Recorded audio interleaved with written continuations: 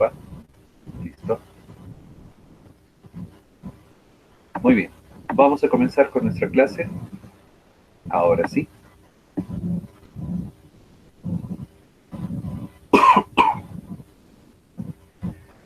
Bien. Ya está el frío, me está chocando. Ya. Vamos a comenzar con la semana 9.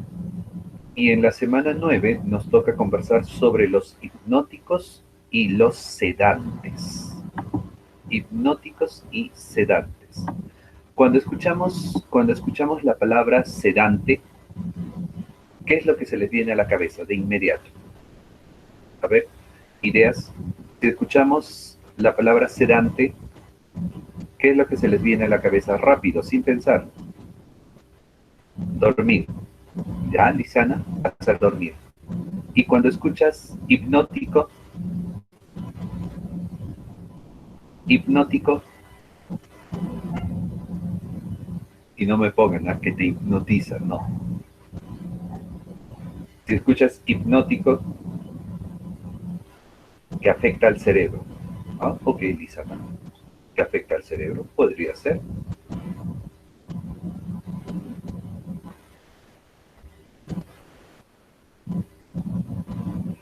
Muy bien. Entonces, lo primero que tenemos que aprender acá es a distinguir qué cosa es sedante y qué cosa es hipnótico. Ojo, porque a veces nosotros ni siquiera sabemos cuál es la diferencia. Ni siquiera sabemos cuál es la diferencia. Ojo, ¿ya?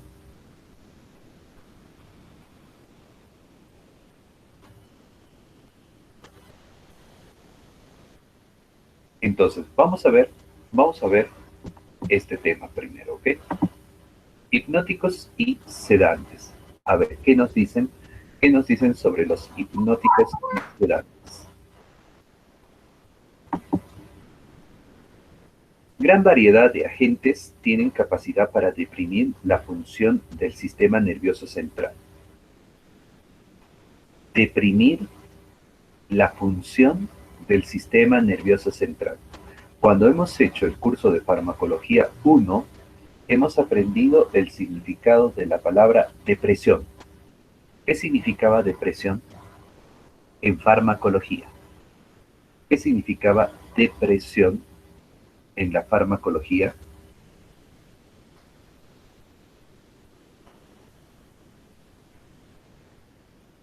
¿Qué significa depresión en la farmacología? A ver, por favor, rápido, escriban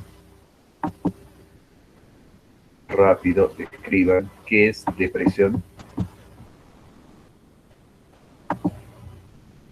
A ver, rapidito, como si fuesen de la promoción.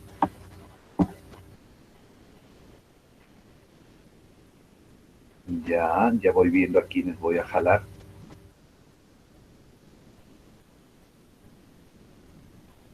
Nasue, más bien Nasue. Ahora sí, Nasue. Tú sí perteneces a la promoción. Los demás tienen que volver a tercer ciclo. Ya Nasue. Depresión significa la disminución del trabajo de las neuronas. Entonces, ¿qué son los hipnóticos y los sedantes? Los hipnóticos y sedantes son fármacos que van a deprimir, es decir, son fármacos que van a disminuir el trabajo de las neuronas.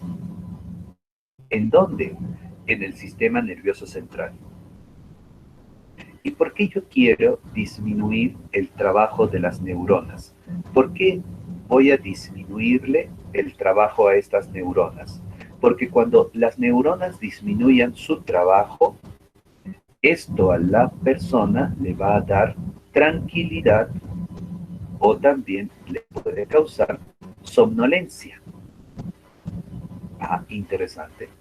Entonces, cuando nosotros le disminuimos el trabajo a las neuronas, nosotros vamos a provocar en nuestros pacientes, ¿qué cosa? Tranquilidad o somnolencia. Recuerden ese detalle. Los sedantes hipnóticos antiguos deprimen al sistema nervioso central de una manera dependiente de la dosis. ¿Qué significa? A más dosis, mayor depresión. A eso va. Con producción progresiva de sedación, sueño, pérdida del conocimiento, anestesia quirúrgica, coma y por último, depresión letal de la respiración y de la regulación cardiovascular, lo que significa muerte. Entonces, se supone que antiguamente los fármacos sedantes hipnóticos producían diversos niveles o grados de depresión. Al inicio, lo único que te provoca es sedación. Le subimos la dosis, te provoca sueño. Súbele la dosis, pierdes el conocimiento. Más dosis, entras a una etapa de anestesia quirúrgica. Más dosis, entras al coma. Más dosis, bloquean el centro nervioso de la respiración y del corazón. Y por lo tanto, al bloquear ese centro nervioso de la respiración y del corazón, al paciente le provocamos un paro cardiorrespiratorio. Paro cardiorrespiratorio. Y obviamente después de eso viene la muerte. Y todo eso sucede cuando nosotros vamos aumentando la dosis. Entonces se supone que ese era el problema con los sedantes hipnóticos antiguos. Ahora, significados. Un sedante disminuye la actividad. El sedante disminuye la actividad, modera la excitación y tranquiliza en general a la persona que lo recibe. Ojo con ese detalle. ¿Qué hace un sedante? Te tranquiliza. ¿Qué hace el sedante? Te tranquiliza. Ojo con ese detalle.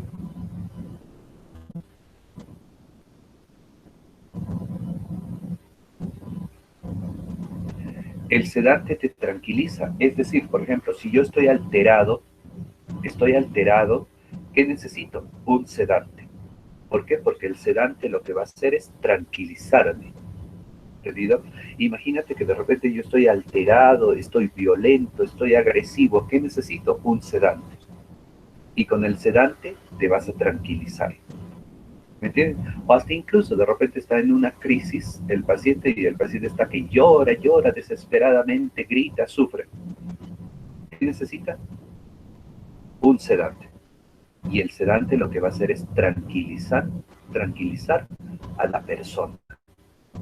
Eso recuerden. Muchas veces nosotros ahí es donde nos confundimos. Por eso al inicio de la clase les preguntaba qué se les viene a la mente cuando escuchan sedante. Y todos dijeron sueño, dormir. Pero no es así. El sedante es una sustancia que te ayuda a tranquilizar tu cuerpo. ¿Entendido? Entonces, por ejemplo, vulgarmente las personas dicen, está nerviosa. Muy bien, ¿qué necesita? Un sedante. Y el sedante lo que va a hacer es tranquilizar al cuerpo. Recuerden eso. El hipnótico. ¿Qué hace el hipnótico? El hipnótico es una sustancia que produce somnolencia. Ojo, el hipnótico es una sustancia que produce somnolencia. Por lo tanto, el hipnótico facilita el inicio del sueño y ayuda a conservar el sueño. ¿Se entiende? Y el paciente que recibe un hipnótico se puede despertar con facilidad. No es de que toma el hipnótico y ese paciente va a despertar de acá a 10 horas. No, el hipnótico lo único que hace es meterte a un estado de somnolencia. Tú tomas el hipnótico y el paciente siente que los ojos ya se le cierran, como que ya se siente un poco cansado, ya quiere dormir. Por eso es lo que decimos que facilita el inicio del sueño. Por lo tanto, el paciente se mete a su cama y comienza a dormir. Pero ¿qué pasaría si hacen ruido en la casa? De inmediato el paciente despertaría. ¿Me entiendes? Porque el hipnótico no es que te va a mantener dormido durante horas. No, eso no es el trabajo del hipnótico. El hipnótico es la sustancia que nos produce somnolencia, facilita el inicio del sueño y conserva un estado de sueño similar al sueño natural que tenemos. ¿Entendido? Eso es lo que debemos aprender. Ojo, porque muchas veces decimos todo al revés, ¿no?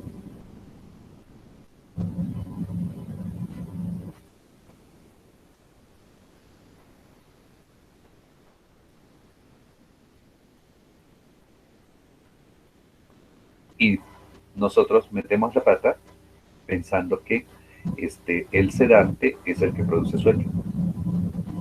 Pero no. Ojo, el sedante es el que tranquiliza a la persona. El hipnótico, él es el que produce el inicio del sueño. ¿Entendido? Entonces, cuando una persona te dice, no puedo dormir, no puedo dormir, ¿qué le voy a dar?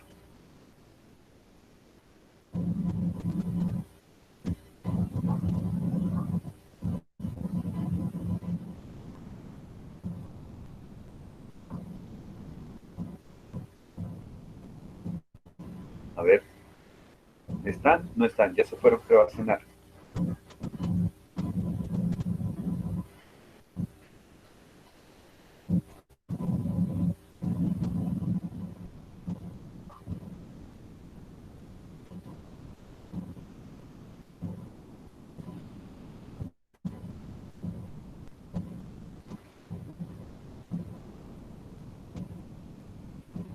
Centeno le va a dar sedante, Dios mío.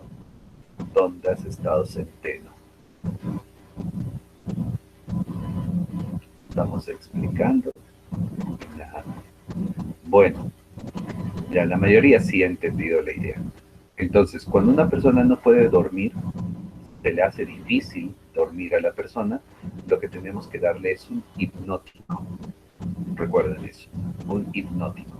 En cambio, cuando una persona está alterada, está nerviosa, intranquila, etcétera, desesperada, ¿qué necesita? ¿Qué necesita? El paciente que está intranquilo, desesperado, nervioso, perdón, un sedante. ¿Ok? Entonces, esa es la terminología. Esa es la terminología que ustedes tienen que manejar. ¿Ok? Esa es la terminología que tienen que manejar. Eso es lo que vamos a tener que aprender.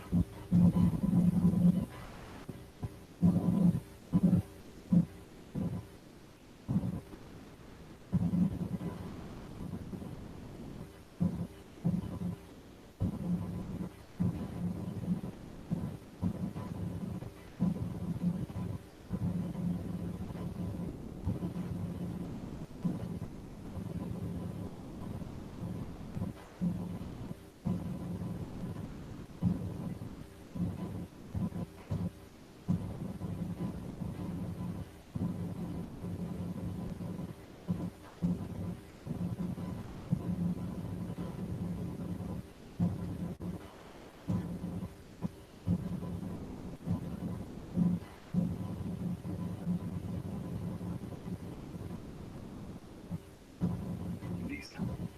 Sigamos. Vamos a empezar a hablar sobre una familia muy importante dentro de lo que son los sedantes e hipnóticos. Esta familia viene a ser, viene a ser las benzodiazepinas. Las benzodiazepinas. Las benzodiazepinas, y nos dice, para definir a las benzodiazepinas se debe considerar que son medicamentos psicotrópicos. Ojo, medicamentos psicotrópicos. ¿Qué es el psicotrópico? Psicotrópico viene a ser una sustancia natural o sintética, ojo, natural o sintética, que influencia las funciones químicas por su acción sobre el sistema nervioso central. Entonces, ¿qué es un psicotrópico? Es una sustancia natural o química que altera el funcionamiento de las neuronas del sistema nervioso central. Ese es un psicotrópico. Una sustancia natural o sintética que altera el funcionamiento de las neuronas. ¿Entendido? A eso se le dice psicotrópico. Y las benzodiazepinas están dentro del grupo de los psicotrópicos.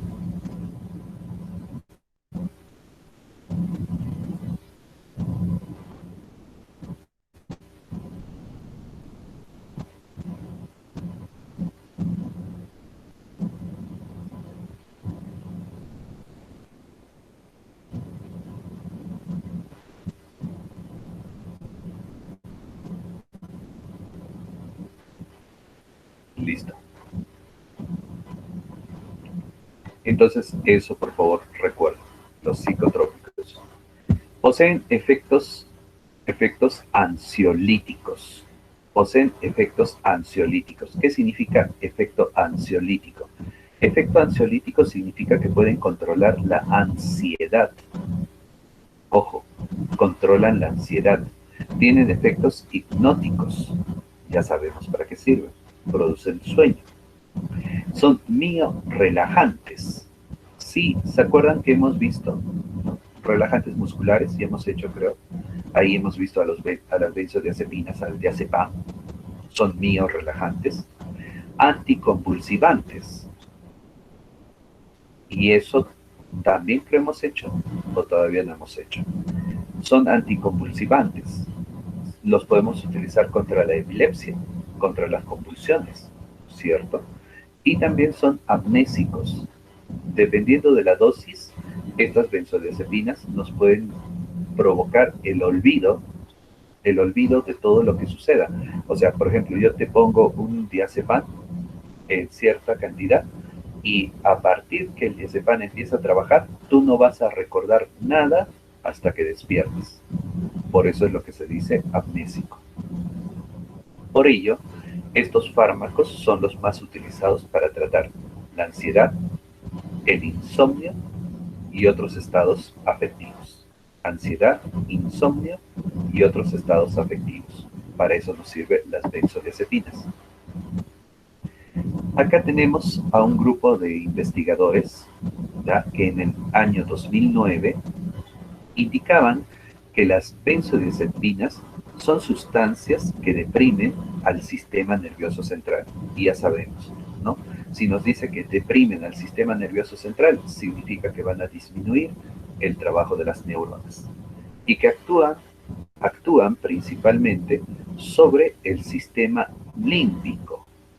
Ojo, actúan principalmente sobre el sistema límbico, debido a que su estructura química es similar y poseen afinidad con el complejo de receptores benzodiazepínicos. ¿Qué significa esto? En nuestro cerebro, en la parte central de nuestro cerebro, existe una zona denominada sistema límbico. ¿Ok? Sistema límbico.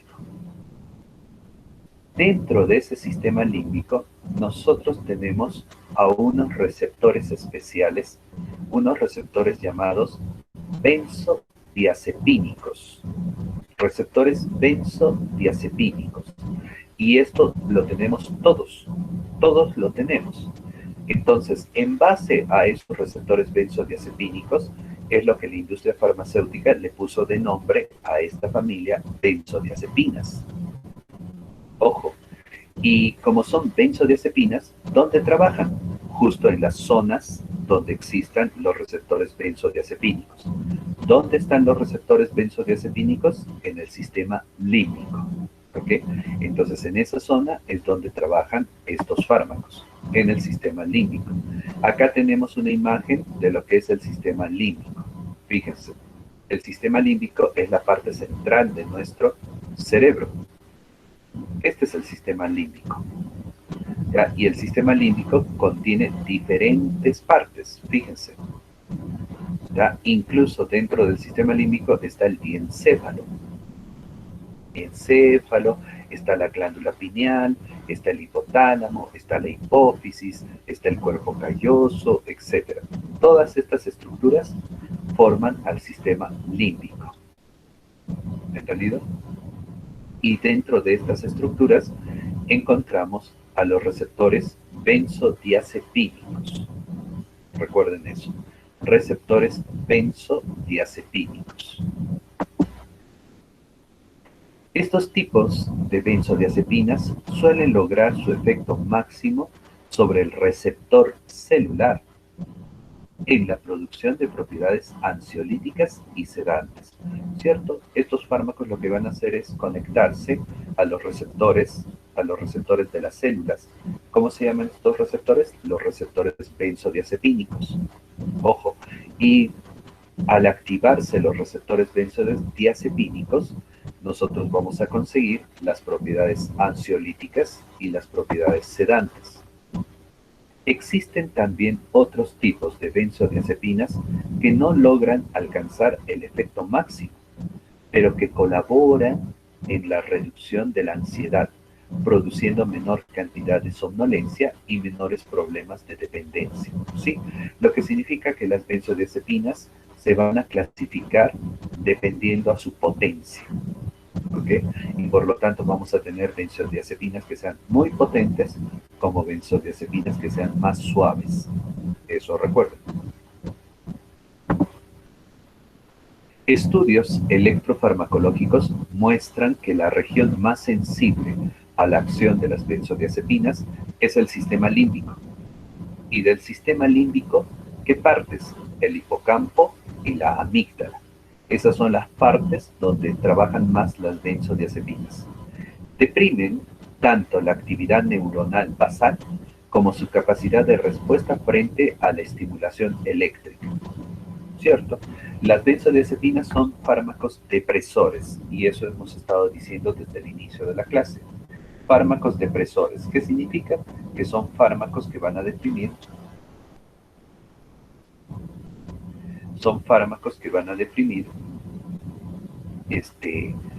a las neuronas, es decir, son fármacos que van a disminuir el trabajo de las neuronas.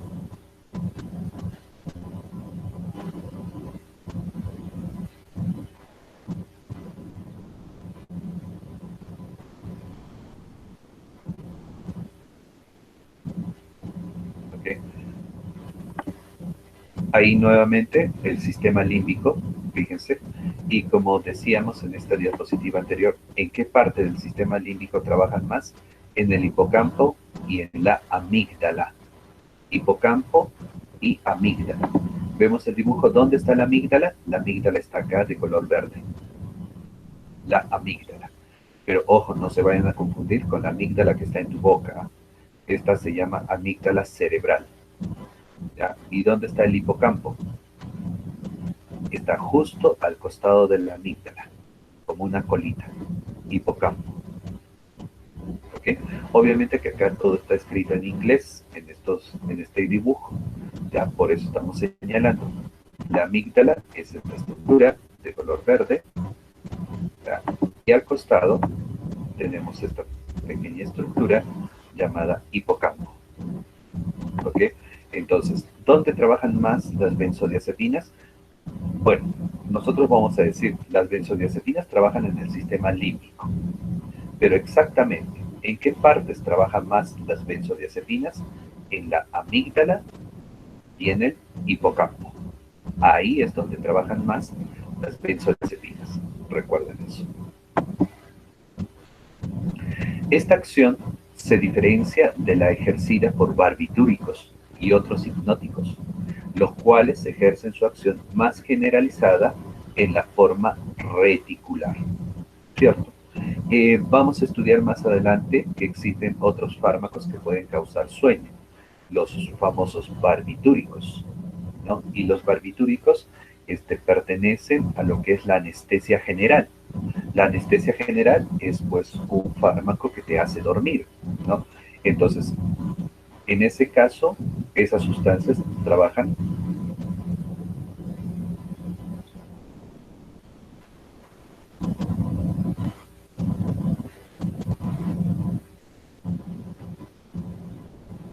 ¿Ya? Entonces, se supone que, perdón, los barbitúricos, que es la anestesia general, trabajan de manera generalizada, es decir, van a trabajar en casi todo el cerebro. En cambio, las benzodiazepinas escogen al sistema límbico y del sistema límbico escogen a la amígdala y al hipocampo.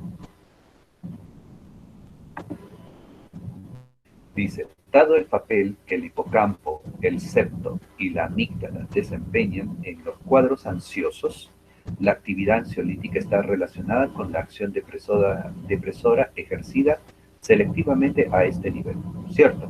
Cuando una persona sufre de ansiedad, ¿dónde está la falla? La falla está a nivel del hipocampo, el septo y la amígdala. ¿Me entienden? Entonces ahí se supone que está originándose los cuadros de ansiedad del paciente. Entonces cuando le damos las benzodiazepinas atacan a la zona del hipocampo y a la zona de la amígdala. Es por eso que las benzodiazepinas pueden controlar mejor la ansiedad. Es por eso que en algunos libros, a las benzodiazepinas también se le conoce como ansiolíticos.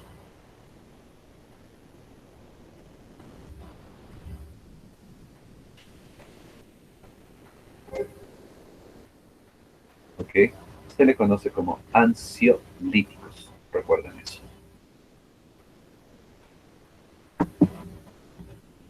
¿Ya? Entonces ahí, nuevamente, las estructuras del sistema límbico, y recuerden pues que las benzodiazepinas trabajan más en lugares especiales, ¿no? En la amígdala, en el hipocampo. Amígdala, hipocampo. ¿Ok? Ubiquen esto. ¿Dónde está la amígdala, el hipocampo? En esta zona está la amígdala, el hipocampo. ¿Entendido? Entonces, en esas zonas es donde trabajan más las benzodiazepinas para poder controlar la ansiedad. ¿Qué más nos dice? Esta acción farmacológica se debe a su capacidad de incrementar, y ahí viene el trabajo de las benzodiazepinas. ¿Qué hacen las benzodiazepinas? Las benzodiazepinas lo que hacen es incrementar la actividad de inhibición del GABA. ¿Cómo así? Las benzodiazepinas lo que van a hacer es activar al receptor GABA. Ojo, activan al receptor GABA. Y cuando activan al receptor GABA, ¿qué es lo que hace GABA?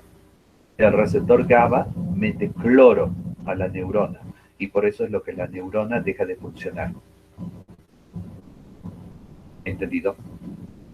También, también, aparte de esto, las benzodiazepinas inhiben la actividad serotoninérgica, es decir, las benzodiazepinas pueden bloquear a la serotonina. Ojo con ese detalle, bloquean la actividad serotoninérgica. Bloquean la actividad serotoninérgica. Recuerdo. Muy bien. Entonces eso van a ser las benzodiazepinas. Barreto, otro investigador en el año 2003, señala que el receptor GABA, contiene un canal formado por 5 subunidades de cloro. ¿Cierto? Tiene GABA tiene un canal para que pueda ingresar cloro por él. Y eso es lo que hemos aprendido también la vez pasada. Yo ya les expliqué eso. Al unirse el GABA a su sitio de acción específico, producirá la apertura del canal, ingresando el cloro a la célula e hiperpolarizándola, logrando así el efecto inhibitorio. ¿Qué significa hiperpolarizándola? Cuando la célula se hiperpolariza, la célula deja de funcionar. En este caso, ¿de qué célula estamos hablando? De la neurona. Entonces se supone que cuando GABA trabaja, GABA mete cloro a la neurona y por lo tanto la neurona deja de funcionar.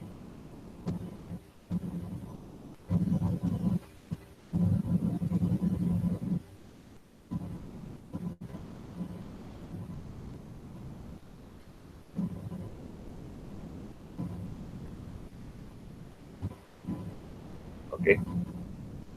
Listo.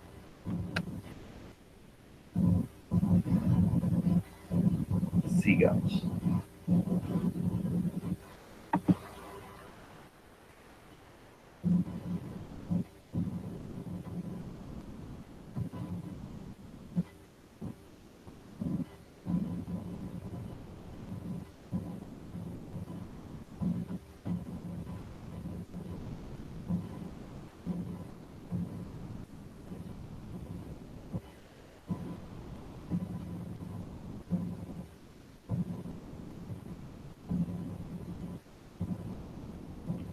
Las benzodiazepinas actúan solamente sobre los receptores GABA que contienen la subunidad G.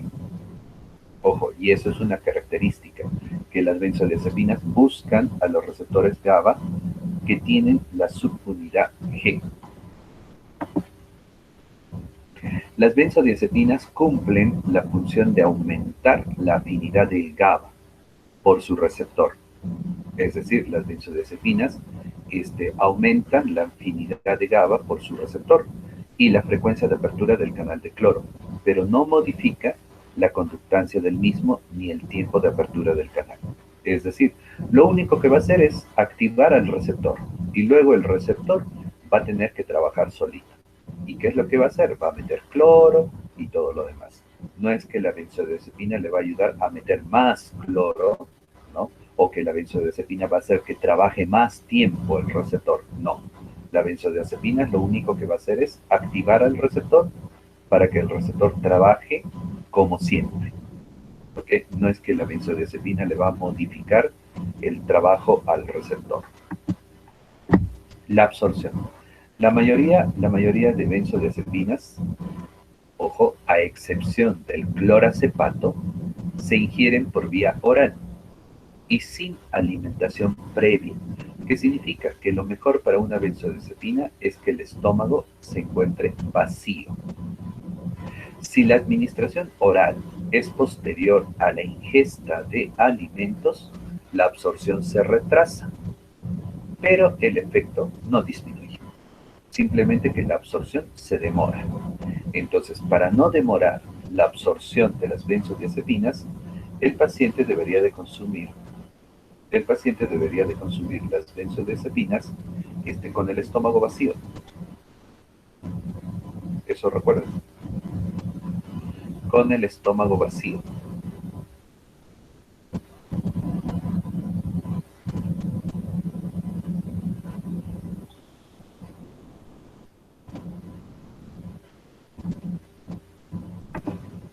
El equilibrio entre el plasma y el cerebro se alcanza rápidamente, ya que todas las benzodiazepinas son suficientemente liposolubles. ¿Qué característica tienen los fármacos liposolubles? A ver, por favor, escriban en el chat. ¿Qué características tienen los fármacos liposolubles?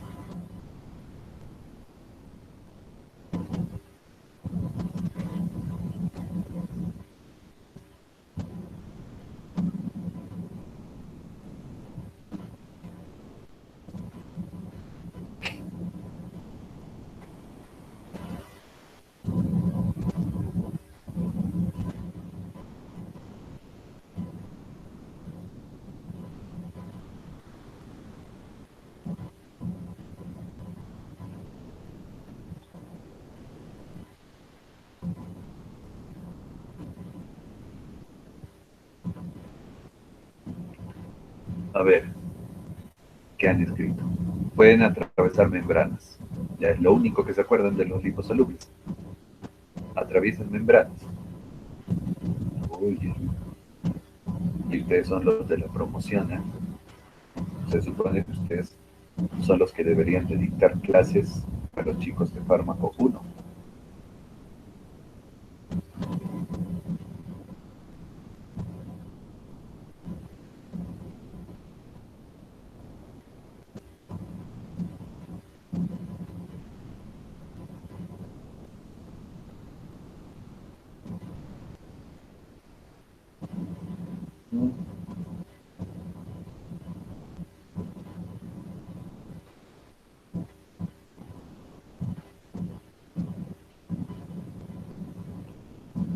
Ya, bueno.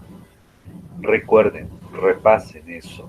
Ojo, siempre tienen que estar trabajando con esos conceptos generales. Bueno, a ver, se supone que las benzodiazepinas son suficientemente liposolubles. Ya, tienen grasa en su estructura. Y eso a las benzodiazepinas les ayuda para qué. Se supone que eso ayuda a las benzodiazepinas a atravesar las membranas. Y por ese detalle, las benzodiazepinas pueden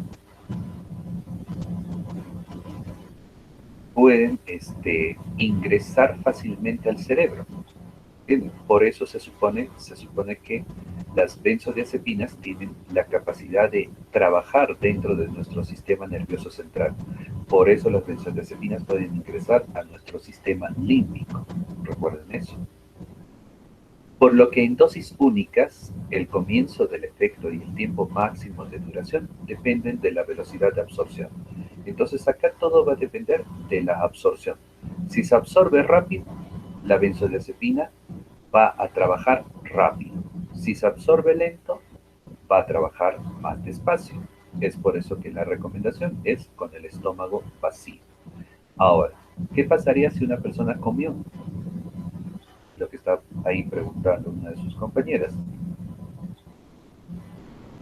Si la persona, si la persona come, tiene el estómago vacío, por lo menos tiene que pasar una hora para que el paciente pueda ingerir el fármaco. ¿Ok? Siempre entre comida y medicamento, ojo, entre comida y medicamento, siempre tiene que haber una diferencia de una hora. Ojo, una hora entre comida y medicamento. En este caso, las benzodiazepinas. Ojo, pero repito, lo recomendable es eh, estómago vacío. ¿Por qué? Porque imagínense que, ¿qué tal el paciente ha comido carne de res? Si el paciente ha comido carne de res, la carne de res se va a quedar más de una hora en el estómago y por lo tanto va a funcionar como obstrucción para la absorción. Más de una hora se queda la carne de res. Incluso algunos dicen que se puede quedar hasta 6 horas en el estómago la carne de res, así que todo va a depender también de qué es lo que haya ingerido el paciente. Por eso, para evitarnos problemas, mejor estómago vacío. Ahora, para evitarnos la vía oral, ¿qué nos presenta? La vía intramuscular. Pues, en la vía intramuscular ya no nos interesa si comió o no comió. Ojo, entonces mejor sería pues vía intramuscular. Ojo, por la vía intramuscular, la mayoría de las benzodiazepinas, sobre todo el diazepam, presentan una absorción errática y lenta, probablemente por concentrarse en el tejido adiposo. Sí, cuando tú pones la ampolla intramuscular, como es liposoluble, este fármaco va a tratar de meterse en la grasa del cuerpo. ¿Por qué? Porque es liposoluble, grasa con grasa. Entonces, ¿podría demorarse la absorción? Podría, porque se mete a la grasa del cuerpo. En general, se acepta que deben administrarse en los músculos como el deltoides, por ejemplo, el cual evita el tejido adiposo y presenta mayor vascularización de la zona. Entonces, si alguna vez les preguntan a ustedes cuál es la mejor zona para inyectar una benzodiazepina de forma intramuscular, deltoides. Deltoides. Pero ¿cuál es el detalle? Duele más. Ojo, duele más, pero es una buena zona para intramuscular de benzodiazepina, el deltoides. ¿Por qué? Porque se supone que a nivel del deltoides no hay mucha grasa y lo que queremos es de que la benzodiazepina se acumule en la grasa. Pues, por eso es. Las benzodiazepinas que mejor se absorben son el lorazepam y el midazolam. Bueno, lorazepam, midazolam. Por vía intravenosa o endovenosa, las benzodiazepinas se administran con frecuencia para la sedación preanestésica. Y, por ejemplo, en la sedación preanestésica utilizan bastante midazolam. Como también por vía endovenosa se utilizan las benzodiazepinas para el control de las convulsiones. Ojo, y las benzodiazepinas, por si acaso, se utilizan para controlar la emergencia. No es para darle tratamiento diario al paciente que tiene epilepsia, que sufre de alguna convulsión. Las benzodiazepinas solamente se utilizan para detener la convulsión en ese instante. ¿Entienden? Es por eso que las benzodiazepinas en la convulsión vienen a ser tratamiento para la emergencia, nada más. ¿Entendido? No es un tratamiento que nosotros lo vamos a utilizar diario. No. En convulsiones solamente es para la emergencia. ¿Cuál puedo utilizar? Lorazepam o diazepam. Lo más popular, lo más común, diazepam. Diazepam. Bueno, eso entonces recuerdo.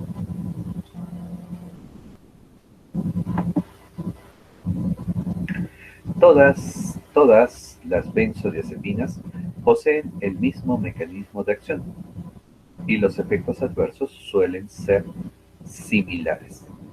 Sin embargo, difieren marcadamente en sus características farmacocinéticas, lo cual marca la diferencia en la prescripción de alguna benzodiazepina. ¿Ok? Entonces, recuerden, el mecanismo de acción es similar para todas las benzodiazepinas.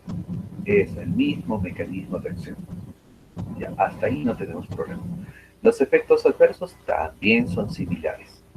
Entonces, ¿dónde está la diferencia? En la farmacocinética. Ahora ustedes recordarán, pues, cuáles son las características de la farmacocinética. ¿Qué es lo que estudia la farmacocinética? Ojo, ahí está la diferencia entre las benzodiazepinas. Por lo cual, dice, la clasificación de las benzodiazepinas las podemos clasificar de diferentes maneras. ¿Okay? Acá, por ejemplo, les presento una clasificación en la cual dividen a las benzodiazepinas en 4 grupos. Primer grupo, benzodiazepinas de duración ultra corta. Ultra corta. ¿Por qué se le dice duración ultra corta? Ultra corta porque dura menos de 6 horas. Menos de 6 horas. Benzodiazepinas de duración corta. Duración corta, ¿por qué? Porque duran menos de 12 horas. ¿Ya? Y se supone que será de 6 a 12, ¿no? Porque la ultracorta es menor de 6. Entonces la corta de 6 a 12 horas. La benzodiazepina de duración intermedia, que va de 12 a 24 horas. 24 horas, un día. Benzodiazepina de duración intermedia. Y la benzodiazepina de acción larga son aquellas benzodiazepinas que duran más de 24 horas. ¿Ya? Entonces tenemos esto, ¿cómo tenemos esto? Esto que viene a ser una clasificación, pues, según la duración, ¿no? Una clasificación según la duración. Bueno, vamos a seguir. Le repito, no es la única. ¿Okay? No es la única clasificación.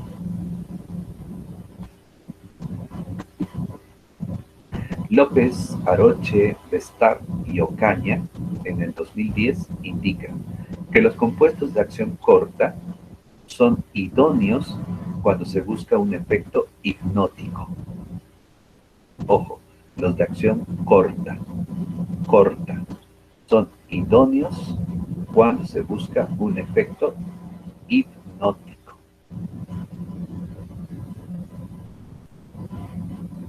¿Ok?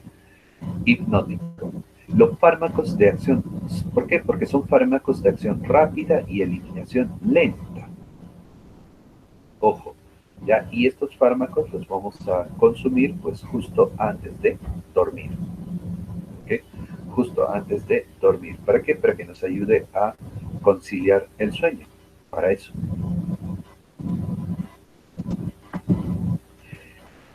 Mientras que los de larga duración se prefieren por sus efectos ansiolíticos. Recuerden eso, los de larga duración. Se prefieren por sus efectos ansiolíticos, los de larga duración. ¿Okay?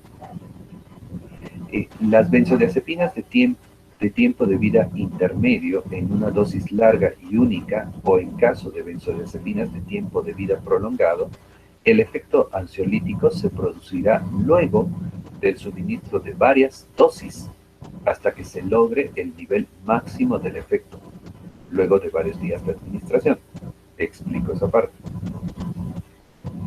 Si nosotros vamos a querer dar tratamiento a la ansiedad, ojo, el tratamiento de la ansiedad no se consigue de inmediato.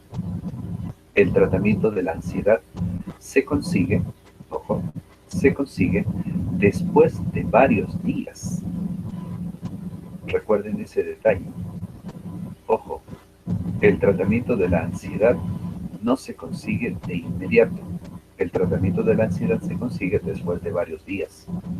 Ojo, ¿ya? Entonces, no vayan a pensar, si ustedes alguna vez conocen a un paciente con ansiedad, no vayan a pensar que nosotros le damos el fármaco y ya, al toque va a controlarse la ansiedad del paciente.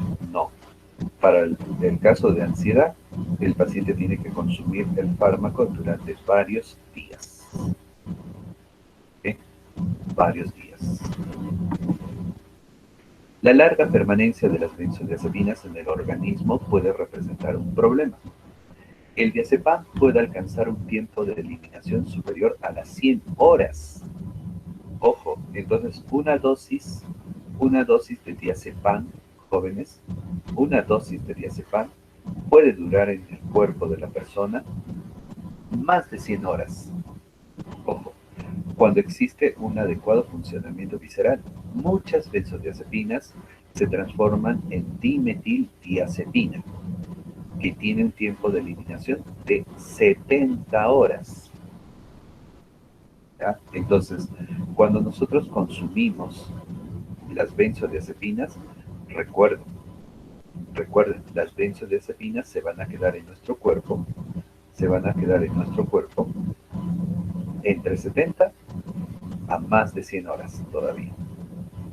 Ojo, así que hay que tener mucho cuidado, muchísimo cuidado.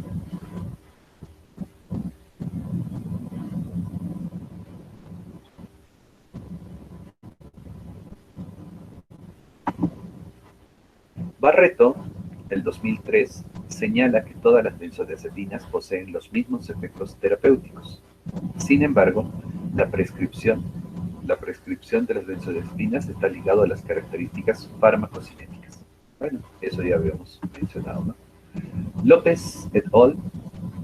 En el 2010 refiere que la prescripción médica con dosis adecuadas de benzodiazepinas no alteran la realización de ejercicios físicos y mentales, y que en pacientes con diagnósticos de ansiedad alivian la angustia y los síntomas fisiológicos como la sudoración, la taquicardia y síntomas digestivos.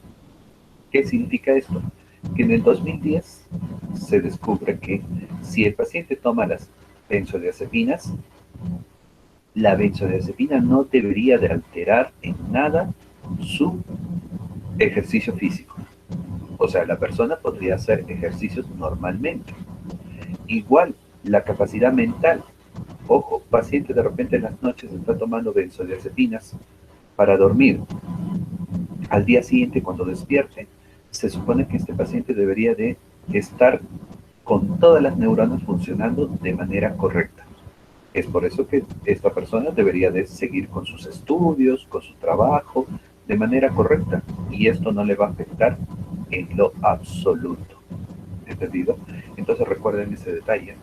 No afecta la parte física ni la parte psicológica, la parte mental. Ojo. Ojo con ese detalle.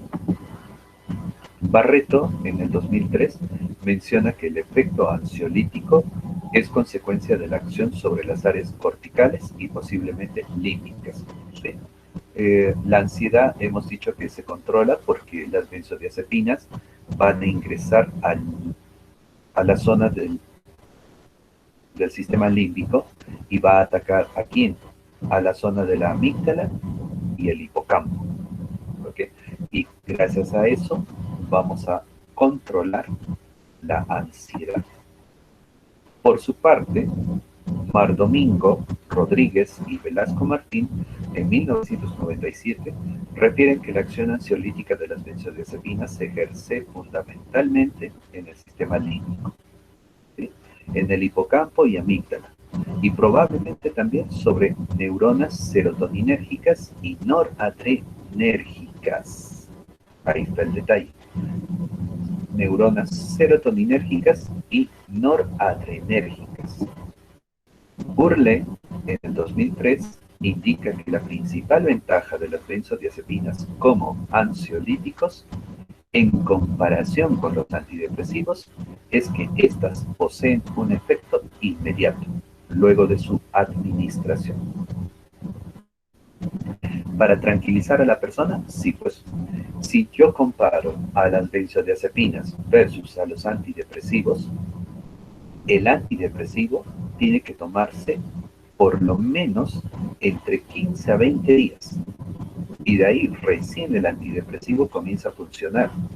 En cambio, una benzodiazepina para tranquilizar a la persona se demora de repente media hora nada más y ya empezamos a tranquilizar al paciente.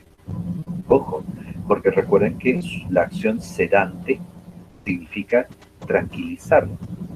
Ojo, entonces con una benzodiazepina nosotros podemos tranquilizar rápido a la persona. Con el antidepresivo nos vamos a demorar, pero se supone que el antidepresivo, la ventaja es de que su acción va a ser sostenida, es decir, el antidepresivo de verdad le va a solucionar el problema de fondo. ¿Por qué? Porque va a combatir la depresión del paciente. En cambio, la benzodiazepina no le cura la depresión. La benzodiazepina lo único que hace es calmarlo por ese momento, nada más. Y la benzodiazepina lo único que va a hacer es calmar al paciente ese rato, pero no va a curar la depresión, así que no confundan eso. Prácticamente todas las benzodiazepinas presentan la misma eficacia, pero el modo de emplearlas varía en función de la duración del efecto y de su efecto sedante.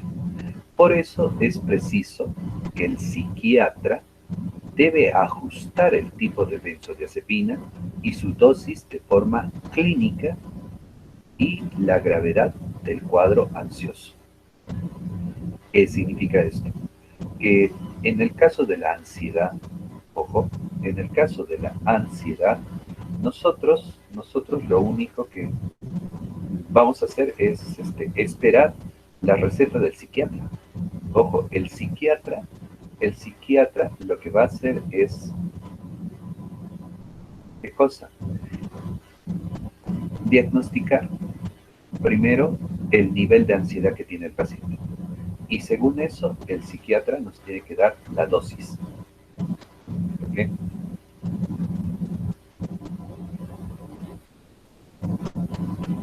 Recuerden eso, la dosis en casos de ansiedad.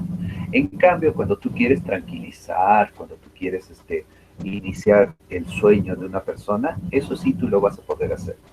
Ahora vamos a ver más adelante. Se debe tener en cuenta que el tratamiento farmacológico prescrito para cuadros ansiosos debe ser acompañado por la psicoterapia debido a que es necesario generar en el paciente estrategias de afrontamiento para sobrellevar las situaciones que activen la ansiedad. ¿Cierto? Si el paciente tiene ansiedad, jóvenes, la solución no solamente es darle benzodiazepinas, sino que aparte de darle las benzodiazepinas, el paciente tiene que entrar a terapia psicológica, lo que se le dice psicoterapia.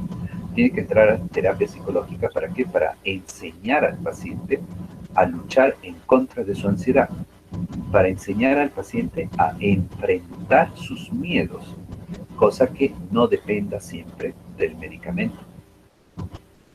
Ojo, el medicamento no es la solución completa. La solución está en que el paciente aprenda a dominar, el paciente tiene que aprender a dominar su mente. Si el paciente no domina su mente, por gusto.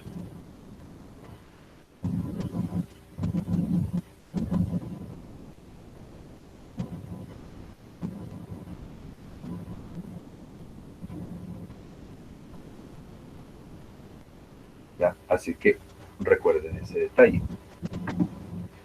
Watanabe, Churchill y Furukawa en el 2007 realizaron un estudio donde compararon los efectos del acompañamiento del tratamiento psicoterapéutico a la par con el uso de benzodiazepinas versus el efecto solo de las benzodiazepinas en pacientes con ataque de pánico. Entonces, ¿qué hicieron estos investigadores? Dividieron a los pacientes con ansiedad, a uno le dieron benzodiazepinas nada más, al otro le dieron benzodiazepinas más terapia psicológica. En este estudio se evidencia que el efecto de ambos tratamientos es más rápido y efectivo en los pacientes que siguiendo solo tratamientos farmacológicos. Asimismo, el efecto es más duradero con ambos tratamientos. Les explico. ¿Qué, qué conclusión tienen? Ellos concluyen que si nosotros usamos fármacos más el tratamiento, la terapia psicológica, la recuperación es más rápida y es más efectiva. Y el efecto dura más tiempo en el paciente. En cambio, si utilizamos solamente fármacos para controlar la ansiedad, se demora la recuperación del paciente y el efecto no dura mucho tiempo. ¿Entendido? Es por eso que gracias a ese trabajo de investigación se sabe pues en la actualidad que lo ideal para nuestros pacientes es darle fármacos, fármacos más terapia psicológica. ¿Entendido? Fármacos más terapia psicológica.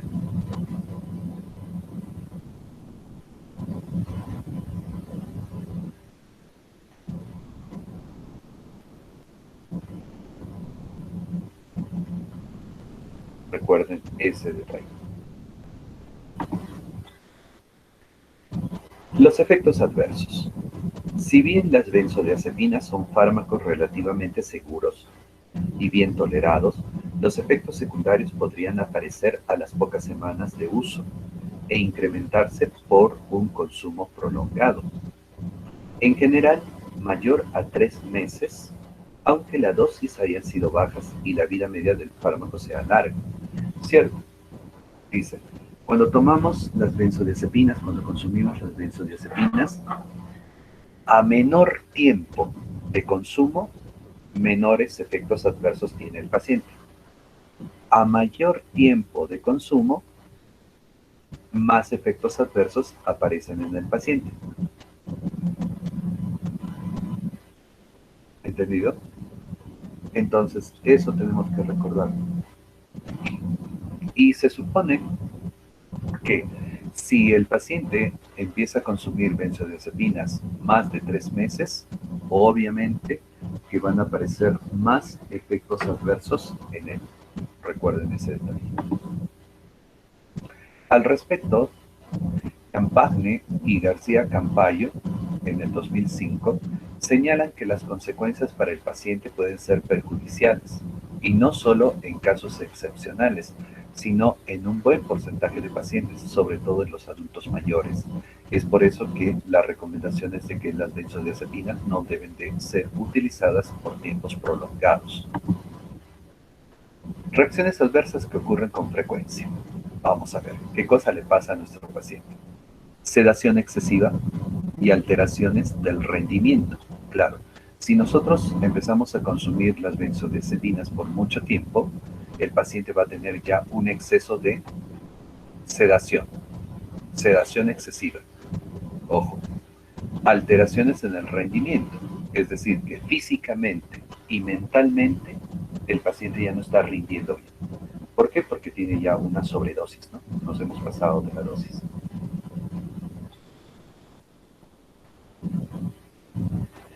Alteraciones de la memoria. Y el paciente ya, pues, que está consumiendo demasiado tiempo las benzodiazepinas, su memoria comienza a fallar.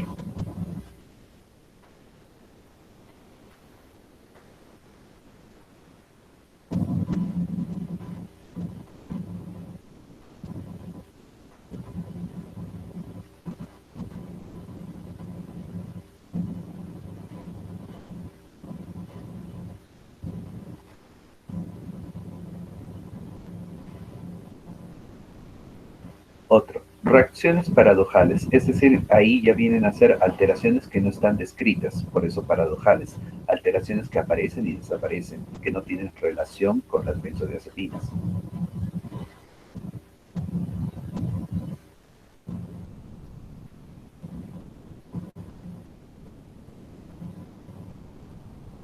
¿Qué más?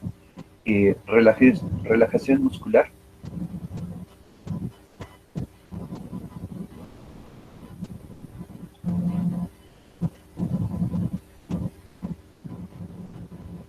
Relajación muscular, depresión respiratoria. Eso es lo más peligroso.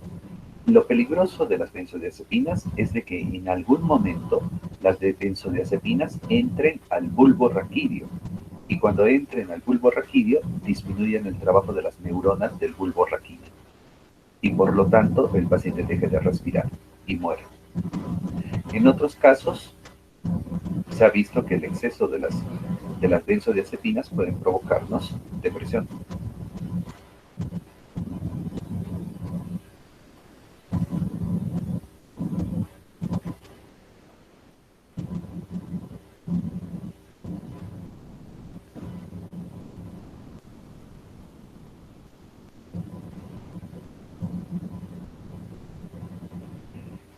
Depresión. ¿Por qué las benzodiazepinas pueden provocar depresión? Y en este caso ya la depresión psicológica. Depresión psicológica. ¿Por qué? ¿Alguien me puede decir? ¿Alguien me puede decir por qué depresión? Depresión psicológica.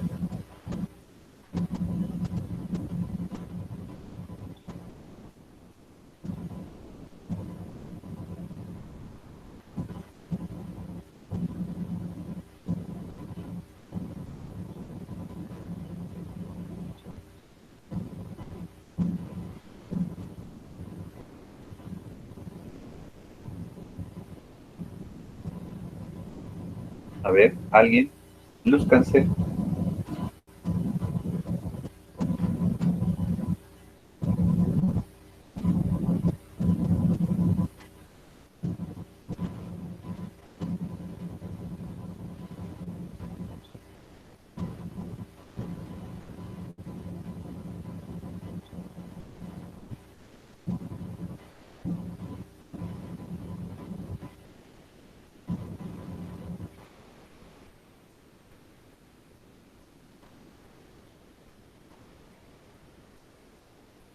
No. A ver, Chipmana nos dice, ¿por qué afecta a las neuronas? No, hay otro detalle. Ustedes ya han llevado su curso de patología y en patología ustedes han hecho depresión.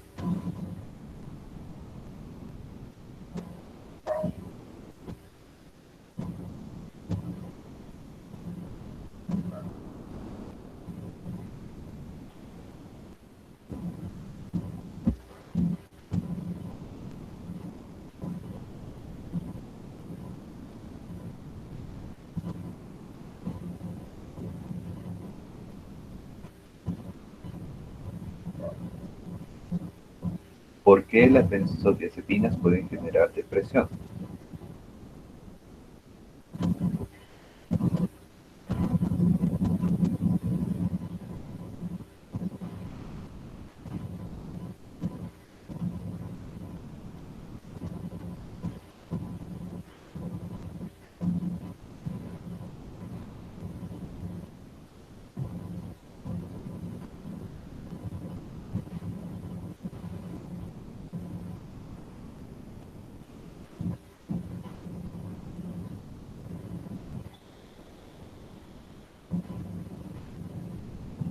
Nada, ya. La depresión, y esto vamos aprendiendo, la depresión es una patología que aparece por la disminución de serotonina.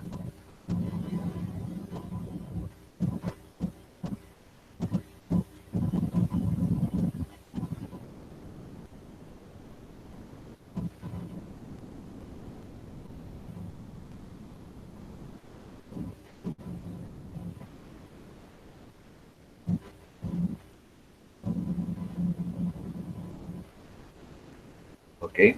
¿Y qué habíamos dicho con las benzodiazepinas? Yo les dije, diapositivas anteriores, que las benzodiazepinas disminuyen serotonina. Ojo, eso les dije, que las benzodiazepinas disminuyen serotonina. Está, no sé en qué número de diapositiva, revisen, disminuyen serotonina. Entonces, si la persona consume demasiada benzodiazepina, va a existir, va a existir una disminución exagerada de la serotonina y eso le va a generar depresión al paciente. ¿Entendido? Esa es la explicación. ¿Por qué las benzodiazepinas van a generar depresión? Es por eso que cuando el paciente llega en crisis, ya está deprimido, por ejemplo, está deprimido y ha intentado matarse, voy a calmar a ese paciente con un sedante, ¿correcto? Lo vamos a tranquilizar. Y para eso le pondré diazepam en ampolla, para tranquilizar al paciente. Pero después, no más. Solo me va a servir para la emergencia. Lo tranquilizo y punto. ¿Me entiendes? Porque si vamos a darle benzodiazepinas por largo tiempo, peor, le vamos a generar más depresión.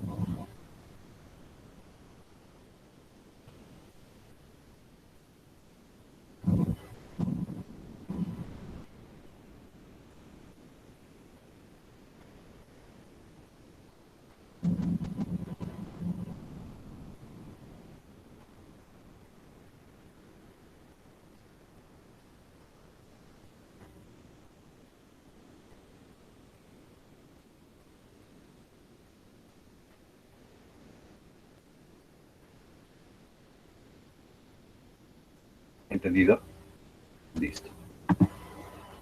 La hipersedación suele ser un efecto habitual que está relacionado directamente con la cantidad de fármaco, la duración del tratamiento y también la edad del paciente. Ojo, entonces van a haber personas que de repente les damos una benzodiazepina y al día siguiente el paciente sigue con sueño. Sigue con sueño el paciente. ¿Qué ha pasado? Hipersedación. Entonces ahí tenemos que verificar la dosis, tenemos que verificar la duración y tenemos que verificar la edad del paciente. ¿Entendido? Así que hay que tener presente ese detalle.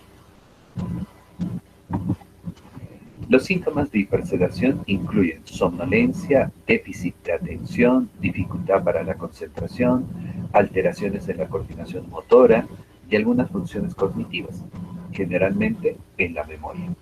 ¿Ok? Esos van a ser las características.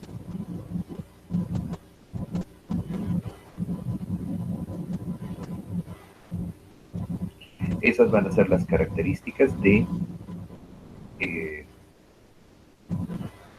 de la hipersedación.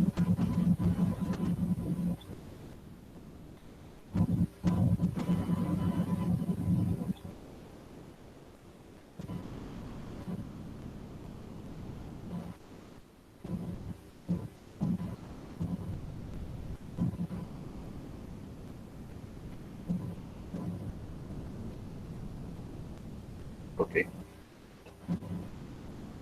Digamos. Asimismo, la utilización de estas sustancias puede interferir en la memoria de consolidación, es decir, cuando los datos se transfieren de la memoria de corto plazo a la memoria de largo plazo. A eso se le llama la memoria de consolidación. ¿Alguna vez les han explicado esa parte? De repente no. Miren, por ejemplo, ahorita ustedes están trabajando con su memoria de corto plazo. Ustedes están escuchando la clase y se supone que todo lo que estamos conversando, ustedes lo van a grabar en su memoria de corto plazo. Pero después, ¿qué necesitan? Reforzar nuevamente, volver a leer la clase, volver a estudiar la clase para que toda la información pase de la memoria de corto plazo, lo almacenen en la memoria de largo plazo. Y cuando la información se almacena en la memoria de largo plazo, nunca te vuelves a olvidar y te vas a recordar toda tu vida. Pero si tú no haces ese trabajito y solamente te interesa tener memoria de corto plazo es como que, por ejemplo, mañana es el examen, entonces hoy día desesperados estamos grabando como loros toda la información, como locos hoy día. Llega mañana, damos el examen, 20 todavía nos sacamos. Y de acá a un mes te pregunto, ni te acuerdas. ¿Por qué? Porque solamente has grabado en memoria de corto plazo. ¿Entendido? En cambio, si nosotros leemos, volvemos a repasar, hacemos un resumen de repente, o volvemos a escribir lo que está en las diapositivas, qué sé yo, tus técnicas que utilices, ahí recién la información del corto plazo lo pasas a largo plazo. ¿Entendido? Y se supone que eso significa estudiar, porque el estar presentes acá en la clase, solamente trabajamos la memoria de corto plazo.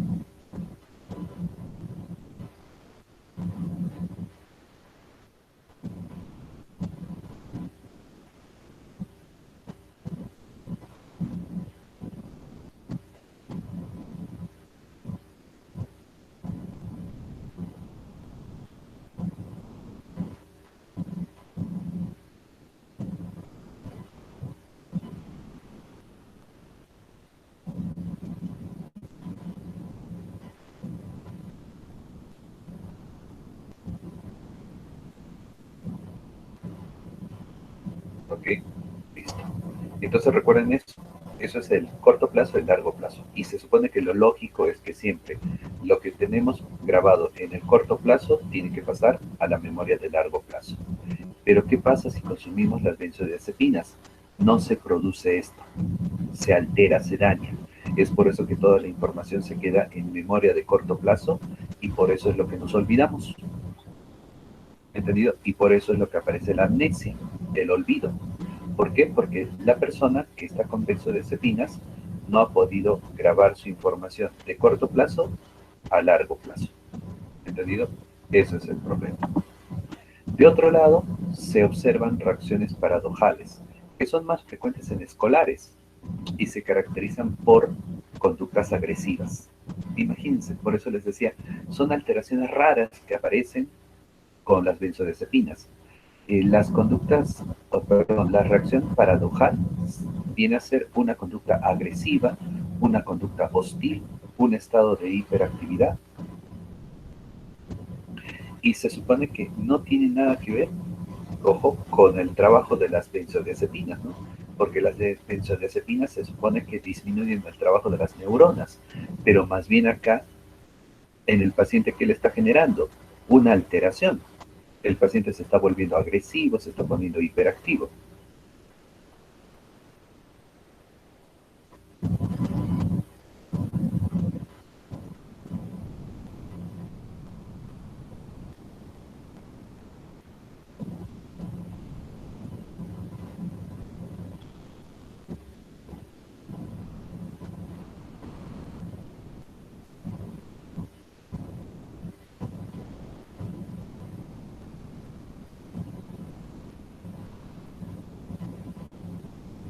¿Ok? Recuerden eso. A eso se le llama la reacción paradojal. Ahora, las reacciones paradojales pueden observarse con casi todas las benzodiazepinas, pero para el alprazolam se han descrito reacciones de impulsividad, euforia y manía franca, frecuentemente en pacientes diagnosticados con trastornos de la personalidad y dificultad en el control de los impulsos.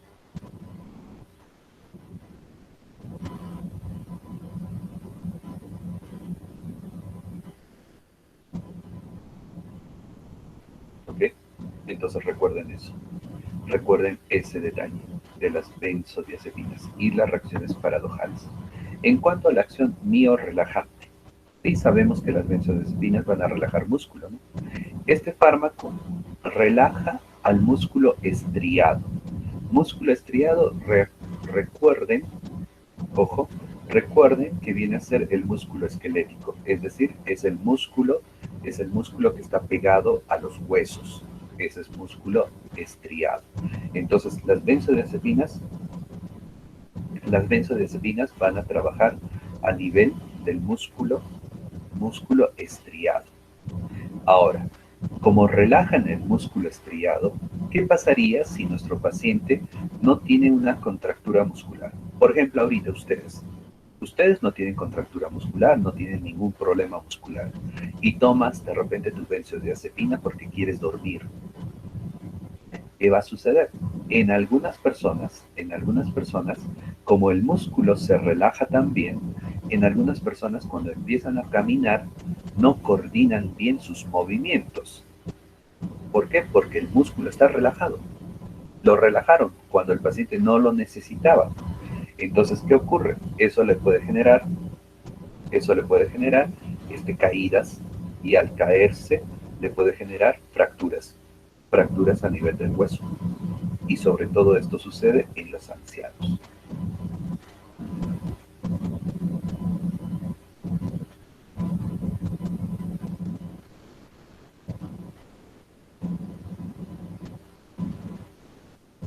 ¿Entendido?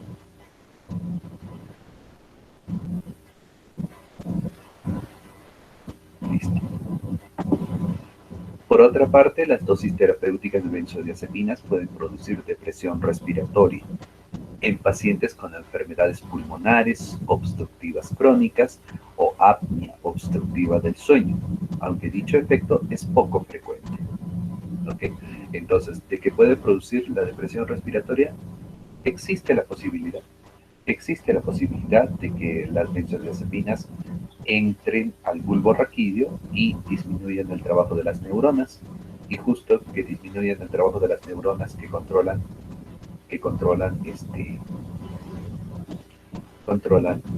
la respiración.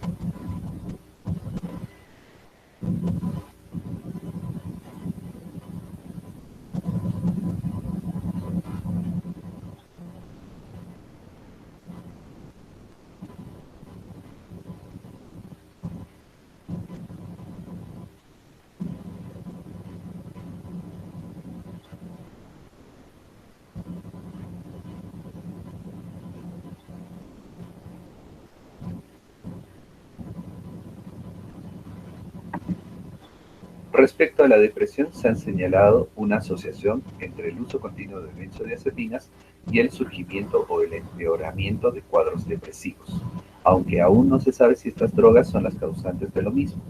Entonces, hay que tener mucho cuidado si es que el paciente tiene depresión y vamos a utilizar las benzodiazepinas. Finalmente, se han descrito síntomas inespecíficos, como el aumento de peso,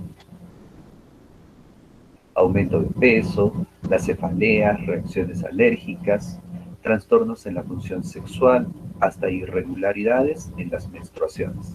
Pero recuerden que estas son reacciones adversas, y las reacciones adversas, este, aparecen en algunas personas, por eso se le dice adverso.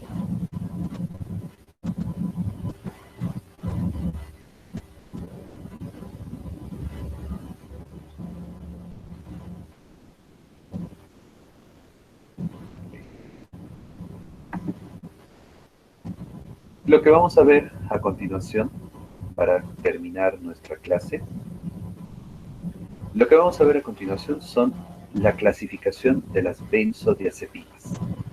¿Ok? Clasificación de las benzodiazepinas.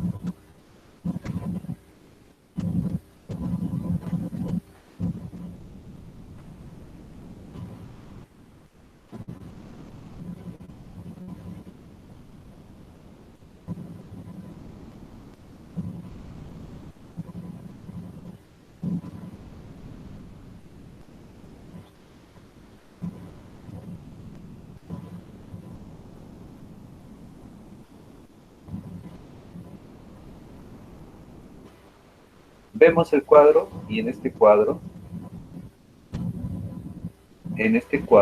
podemos notar que son las benzodiazepinas de acción ultracorta. Y ya habíamos mencionado benzodiazepinas de acción ultracorta, son aquellas que tienen menos de 6 horas.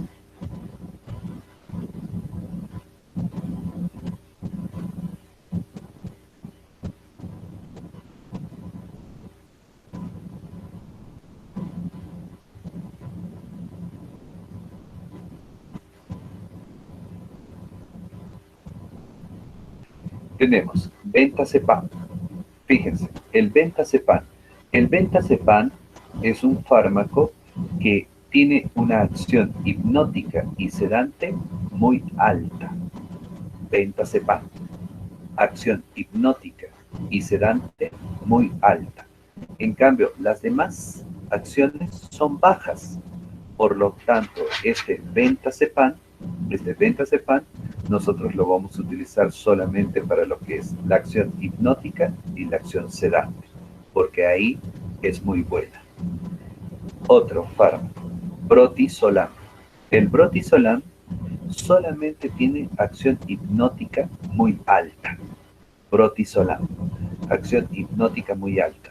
Su acción sedante es media y el resto de acciones son muy bajas.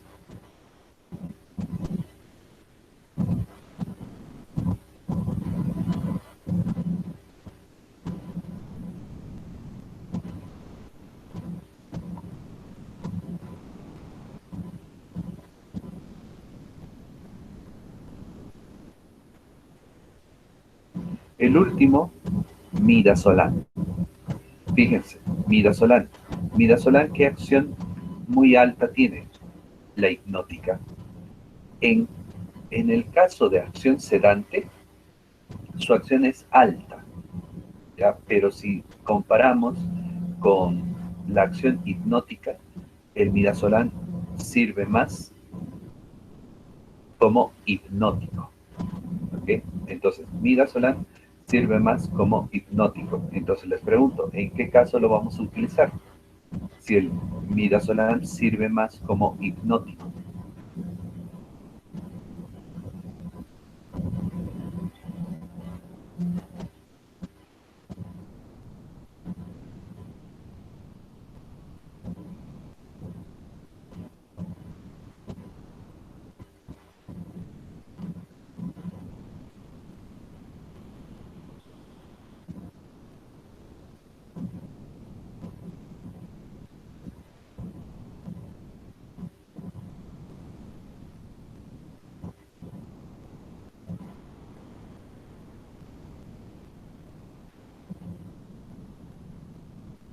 En casos de insomnio, sí, Lisana, muy bien, Lisana.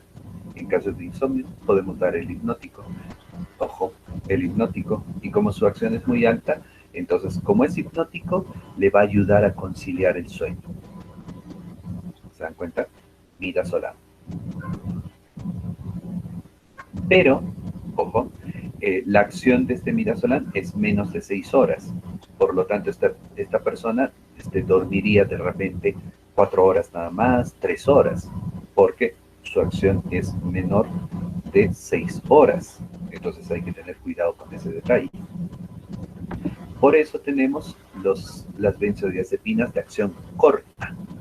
Las benzodiazepinas de acción corta duran entre 6 a 24 horas. De 6 a 24 horas. ¿Y qué tenemos? El representante principal de este grupo es el alprazolam. Alprazolam. El alprazolam. Fíjense, ¿cuál es su acción muy alta del alprazolam?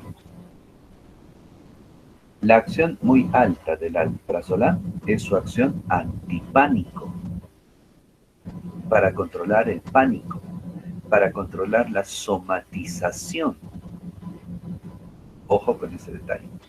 Somatización. Somatización es cuando el paciente comienza a tener signos y síntomas de enfermedades que no existen en su cuerpo, pero el paciente las comienza a sentir. El paciente comienza a sentir, por ejemplo, que está teniendo un principio de infarto, que el paciente se va a morir, etcétera. El paciente comienza a sufrir X cosas, pero en realidad su corazón está muy bien, su corazón está perfecto, de repente está más sano que nosotros, pero el paciente comienza a sentir el dolor de corazón, que le duele el pecho, que no puede respirar, o a veces hay pacientes que dicen que la pierna dejó de funcionar y no le funciona la pierna, Su brazo dejó de funcionar, el brazo empieza a doblarse, se le está paralizando al revés, el brazo se está colocando doblado. Eso es somatización. Entonces, ¿qué puedo utilizar? Alprazolam. Ahora, con respecto a la acción ansiolítica, su acción ansiolítica es alta, ojo, es alta. Su acción hipnótica también es alta y su acción sedante también es alta. Tiene 3 acciones altas. Entonces, por ejemplo, el alprazolam controla la ansiedad y es hipnótico. Ansiedad. ¿Qué es la ansiedad? Ansiedad son miedos, miedos irreales, o sea, miedos que no tienen lógica, miedos irracionales. Por ejemplo, eh, la señora que quedó viuda. La señora que quedó viuda no duerme. ¿Por qué? Porque se pasa pensando cómo va a ser ahora su vida, qué va a ser de su vida ya que se murió su esposo, qué va a ser. Y se la pasa pensando toda la noche qué va a ser, qué va a ser, qué va a ser. Su miedo es la soledad, su miedo es no saber qué va a ser mañana y se la va a pasar pensando, pensando, pensando, pensando en qué va a suceder. ¿Me entiendes? Entonces esa señora, por ejemplo, va a caer en ansiedad y por lo tanto no está durmiendo.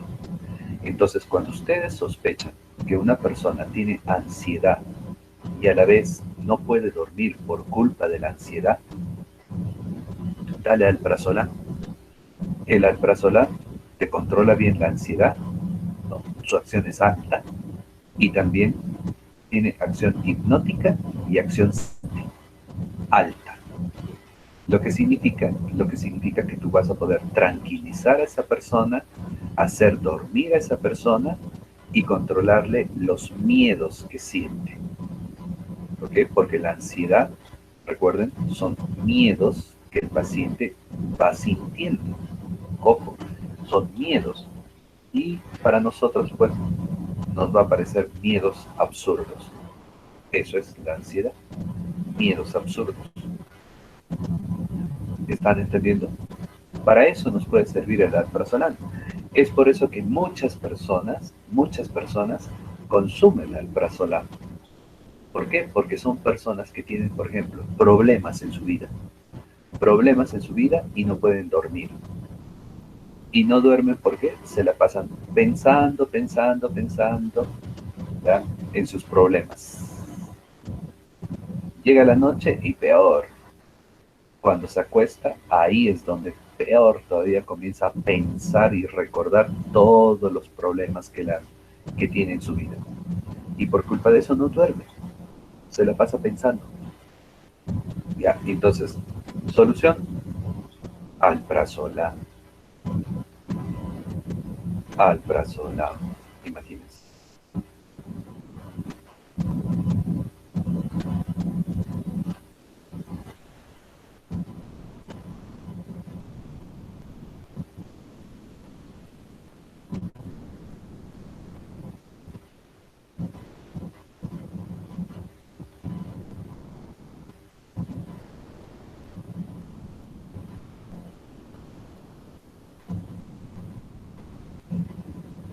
Siguiente, bromazepam. Fíjense, bromazepam. ¿Qué acciones altas tiene el bromazepam? Bromazepam tiene acción ansiolítica, ansiolítico, bromazepam es ansiolítico, ¿ya? ¿Qué más? Y relajante muscular. Entonces, ¿en qué casos vamos a usar el bromazepam? El bromazepam lo vamos a utilizar cuando el paciente tenga alguna contractura muscular y eso le va a ayudar a relajar. Ahora, dormirá. ¿Qué hay con su acción hipnótica? Acción hipnótica media, más o menos. Más me sirve entonces como relajante muscular. Sí, bromazepam, recuerden eso. Siguiente, lora, lorazepam. Lorazepam, a ver, veamos. ¿Qué acción alta tiene? Lorazepam acción ansiolítica nada más.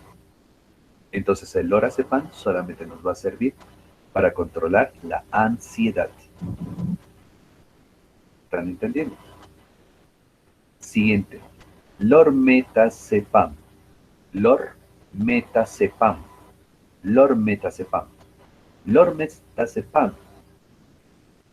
¿Para qué me va a servir? Como hipnótico. Solo me va a servir como hipnótico. Lormetazepam. Es la única acción alta que tiene. Lormetazepam. Así que como hipnótico funciona muy bien. Siguiente. Oxazepam. Oxazepam. ¿Para qué nos va a servir el oxazepam?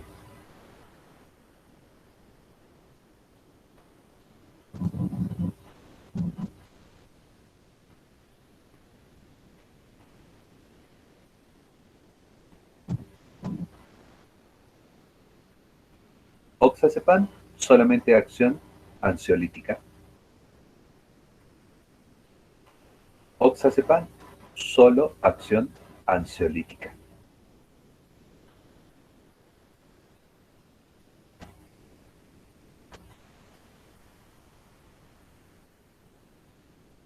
¿Entendido?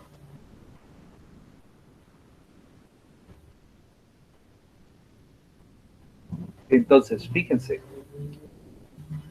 no todas las benzodiazepinas sirven para hacer dormir a la persona. ¿Están viendo? No todos. No todas las benzodiazepinas van a servir para dormir al paciente.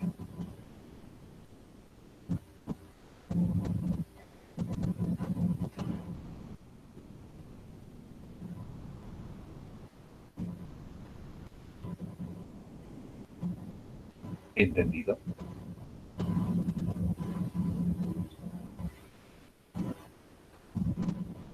Entonces, recuerden ese detalle, ese detalle.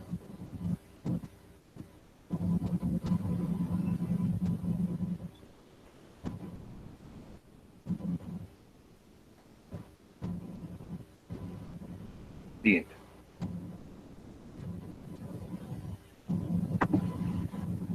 Las benzodiazepinas de acción larga, es decir, las benzodiazepinas que duran más de 24 horas. Benzodiazepinas de acción larga. A ver, ¿a quién tenemos? Bueno, en este caso, fíjense, tenemos al clobazam. Clobazam. ¿Para qué nos va a servir el clobazam? El clobazam nos va a servir para controlar la ansiedad. Muy bien, tiene acción ansiolítica el clobazam. Y luego me sirve como anticonvulsivante. O sea, va a poder controla bien las convulsiones. Entonces, clobazam, ansiolítico y anticonvulsivante. ¿Okay? Siguiente fármaco. Cloracepato dipotásico. Cloracepato dipotásico. El cloracepato dipotásico, fíjense, ¿en qué caso me serviría? Anticonvulsivante. Cloracepato dipotásico como anticonvulsivante. Cloracepato dipotásico. ¿Ok?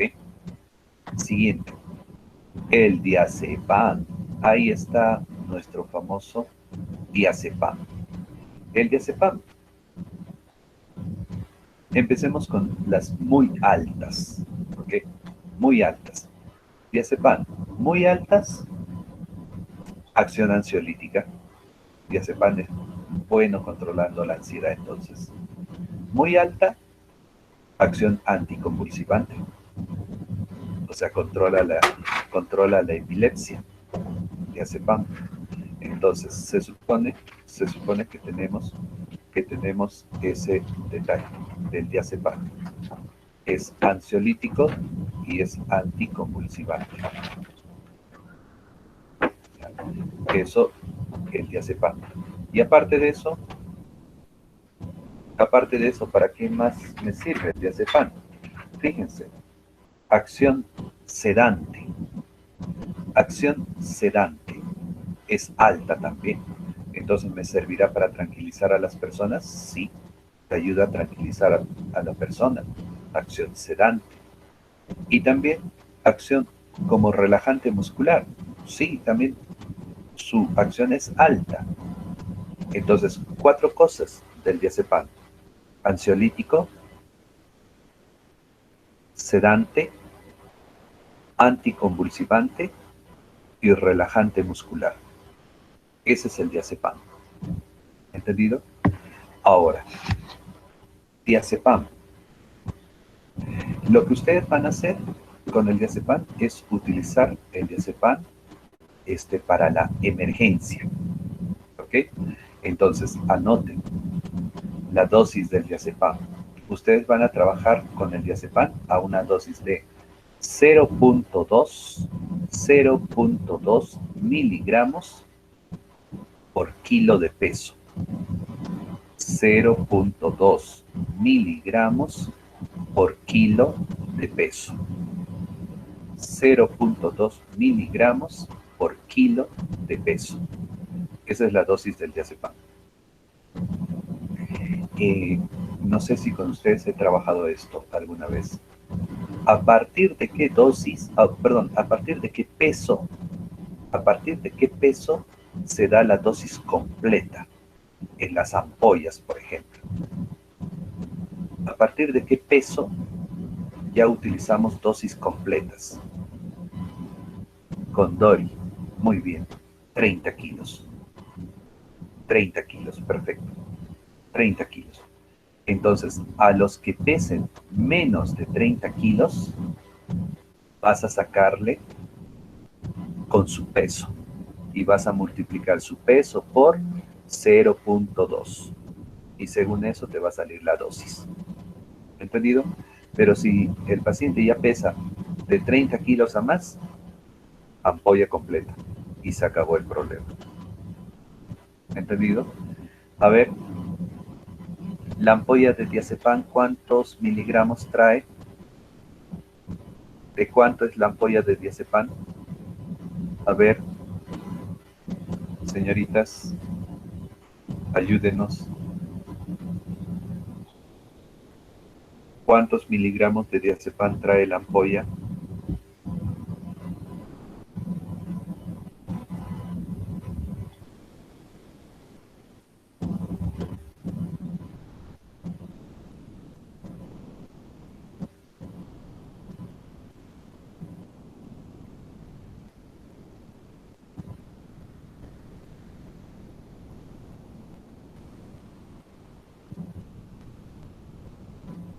¿Ya?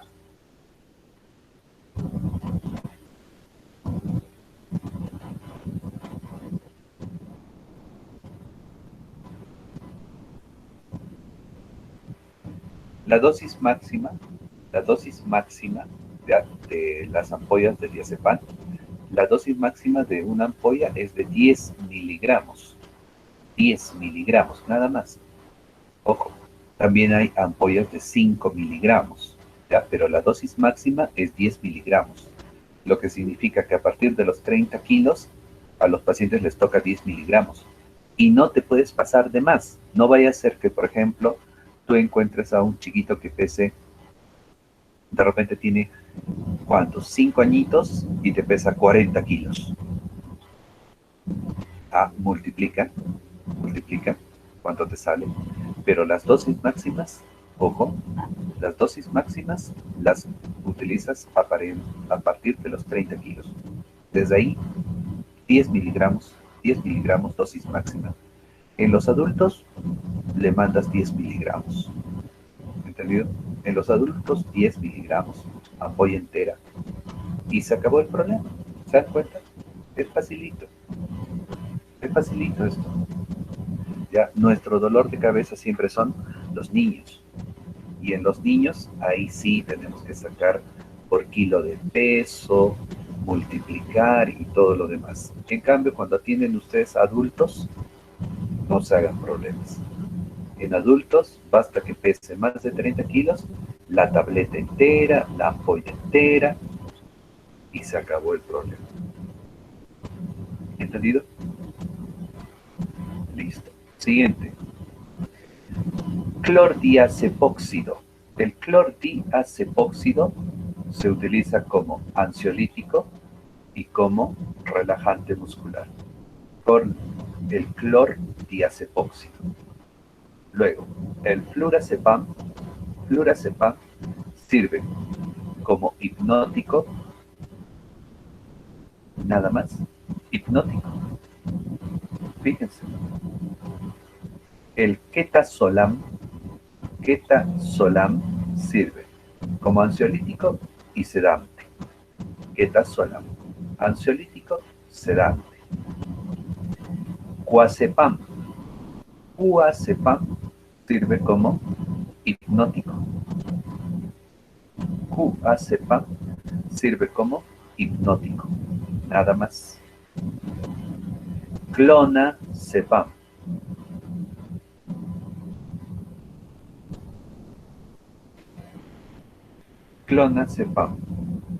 Clonazepam sirve como hipnótico, como sedante, como anticonvulsivante.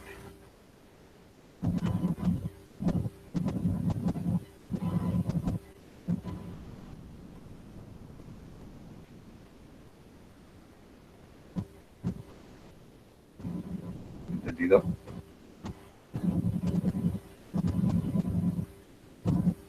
Y por último, el tetrazepam. Tetrazepam solamente funciona como relajante muscular. Tetrazepam, solo como relajante muscular. Nada más. Eso entonces recuerden. Eso recuerden.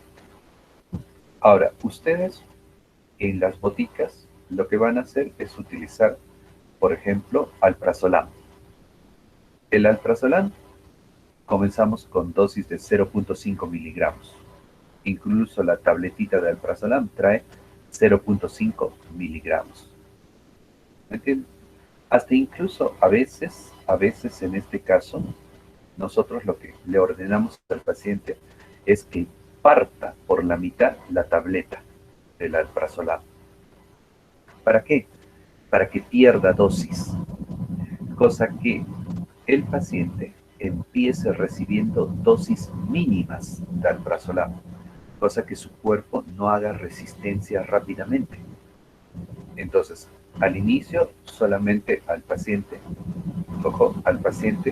le recetamos la mitad de la tableta.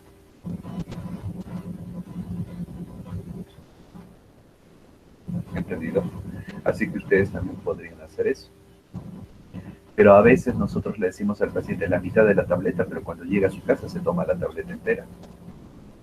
Ya, así que hay que tener cuidado. Siempre con el alprazolam, ustedes comiencen con las dosis más bajas. Ya, más bajas. Incluso yo tenía un profesor que cogía la tableta de alprazolam, la más baja de alprazolam, y todavía el paciente le decía que lo parte en 4 y que tome la cuarta parte nada más. Ahí, por ejemplo, estamos trabajando bastante la psicología del paciente. ¿Por qué? Porque el paciente nos tiene que obedecer. Y si el paciente confía en nosotros, la cuarta parte del alprazolam es suficiente para que el paciente pueda descansar. ¿Entendió? Así que todo depende de que el paciente confíe o no confíe en nosotros. ¿Entendido? Así que a veces la cuarta parte de la tableta sirve. Obvio que yo toda la vida creo a ustedes les he enseñado que las tabletas no se parten. Cierto, no se parten las tabletas. Pero en este caso, ¿por qué yo quiero partir la tableta? En este caso, yo quiero partir la tableta para perder dosis, para que se pierda la dosis. ¿Me entienden? Partiendo la tableta vamos a perder dosis. ¿Y yo por qué quiero perder dosis? Para que el cuerpo reciba pequeñas dosis de benzodiazepinas, cosa que el cuerpo no se acostumbre a dosis altas. ¿Me entienden? Empezamos con las dosis bajas y de acá a una semana de repente esa pequeña dosis ya no funciona. Entonces tienes la opción para subirle la dosis un poquito más. Y de esa manera le va subiendo un poquito más, un poquito más, un poquito más. Es por eso que necesito que comiencen con la dosis mínima. ¿Me están entendiendo esa parte? ¿Se entiende esa parte? Van a haber casos de personas, por ejemplo, con trastornos somatomorfos que van a necesitar tomar las benzodiazepinas diario para dormir y se acostumbran. Entonces, imagínense si nosotros de inicio le hemos dado una tableta entera, después de repente de un año, esa persona está durmiendo tomando ya 3 tabletas enteras y eso ya sería una sobredosis. Es por eso que siempre con el alprazolam trabajen con la dosis mínima. Si el paciente puede partir la tableta, la pastillita en 4 pedazos, mejor todavía, y que tome la cuarta parte nada más. ¿Me entienden? Y con eso suficiente, van a ver, va a funcionar. En el caso del diazepam, el diazepam lo vamos a trabajar en ampollas y el diazepam lo vamos a trabajar para las emergencias. ¿Entendió? Por eso lo trabajamos en ampollas. Se supone que el paciente no debería de quedarse lisana solamente con la tableta. O sea, a ese paciente le vamos a dar la cuarta parte de la tabletita de alprazolam y el paciente tiene que ir a psiquiatría para que el psiquiatra le ordene las terapias que debe de realizar, cosa que el paciente controle su problema mental que tiene. Porque hay personas que no van pues al psicólogo, al psiquiatra, y ellos piensan que tomando la pastilla ya esa es la solución a su problema. Y por eso pasan años tomando su diazepam, o su alprazolam, perdón, para dormir. ¿Por qué? Porque no ha solucionado los problemas que tiene, los problemas psicológicos que tiene. Entonces, la recomendación es iniciar con la menor cantidad posible y que el paciente entre a su terapia psicológica, cosa que logre controlar los problemas que le han generado la ansiedad, el por qué no duerme, el por qué está intranquilo, etc. O sea, tiene que controlar eso. ¿Entendido? Con terapia psicológica. Es por eso que les decía, hay un estudio, que demuestra que la efectividad, el triunfo en el tratamiento es cuando mezclamos el fármaco con psicoterapia. Si no, no funciona. ¿Sí? Y eso es lo que las personas deberían de aprender.